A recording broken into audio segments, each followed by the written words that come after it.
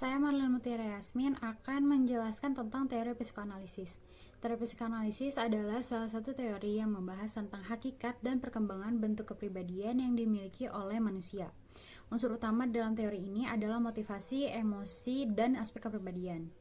Dasar teori psikoanalisis ini mengasumsikan bahwa kepribadian akan mulai berkembang saat terjadi konflik-konflik dari aspek-aspek psikologis itu sendiri. Psikoanalisis adalah cabang ilmu yang dikembangkan oleh Sigmund Freud dan para pengikutnya sebagai studi fungsi perilaku psikologis manusia.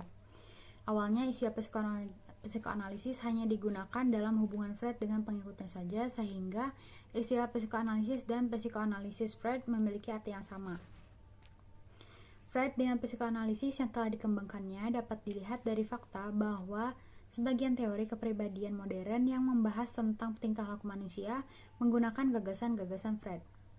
Psikoanalisis itu sendiri berperan sebagai aliran utama dalam psikologi teori kepribadian atau psychoanalytic theory of personality. Selanjutnya ada kepribadian manusia menurut Freud. Yang pertama, tidak sadar atau unconscious merupakan bagian terbesar dari kepribadian yang memengaruhi perilaku manusia dan seringkali tidak terlihat jelas. Yang kedua adalah prasadar atau preconscious, adalah bagian dari kepribadian manusia yang tidak disadari tetapi berpotensi untuk menjadi sadar. Yang terakhir adalah sadar atau conscious, yaitu bagian dari kepribadian manusia yang sadar dengan keadaan itu sendiri dan keadaan sekitar. Dalam perkembangan selanjutnya, Freud juga mengungkapkan konsep teknis lainnya, tetapi dengan dasar konsep yang sama, yaitu tingkah laku manusia yang lebih banyak ditentukan dan digerakkan oleh alam bawah sadar dalam kepribadiannya. Dalam teori-teori Freud yang mutakhir, pembagian struktur kepribadian manusia adalah yang pertama, ID, merupakan satu-satunya komponen dalam kepribadian yang telah ada sejak saat manusia lahir. Komponen kepribadian ini merupakan aspek kepribadian yang sepenuhnya sadar dan tergolong perilaku bersifat naluriah dan primitif. Menurut Freud, ID merupakan sumber dari energi psikis dan merupakan komponen utama kepribadian manusia. Faktor pendorong ID adalah kesenangan yang berusaha mencapai kepuasan dari segala keinginan dan kebutuhan sesegera mungkin. Jika kebutuhan ini tidak segera dipuaskan, maka akan menimbulkan kondisi kecemasan atau ketegangan. Contoh paling sederhana adalah pemenuhan makanan dan minuman saat timbul rasa haus dan lapar. Yang kedua, ego. Ego merupakan komponen kepribadian yang bertanggung jawab untuk berhubungan dengan dunia nyata. Teori Freud mengungkapkan bahwa ego berkembang dari ID dan memastikan bahwa dorongan ID dapat diungkapkan dengan cara yang dapat diterima dalam dunia nyata. Ego bekerja dengan berlandaskan pada prinsip realitas, di mana pemuasan keinginan ID dicapai melalui usaha dan cara-cara yang realistis dan dapat diterima dengan baik secara sosial.